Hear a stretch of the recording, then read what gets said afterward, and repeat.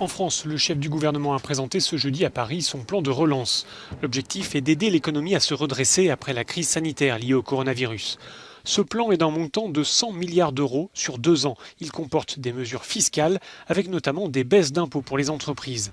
Plusieurs axes sont envisagés, soutenir l'industrie avec des subventions de l'État et lutter contre le chômage, notamment chez les jeunes.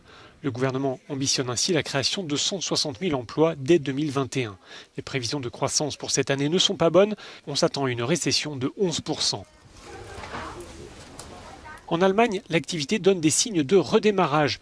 Le plan de relance a été présenté dès le mois de juin par la chancelière Angela Merkel. Un programme de soutien à l'activité qui s'élève à 130 milliards d'euros. La majorité de cette enveloppe est allouée à la relance de la consommation à travers une baisse de la TVA et un chèque spécial relance envoyé à tous les ménages. Le plan allemand prévoit aussi une modernisation de l'industrie automobile. Un peu partout en Europe, les gouvernements s'emploient à organiser une riposte pour faire face à la crise et ils vont être aidés en cela par l'Union européenne.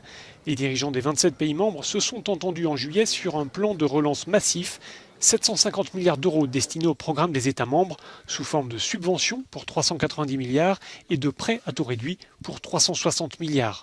Bruxelles pose une condition, un tiers de l'aide versée doit servir à la transition écologique.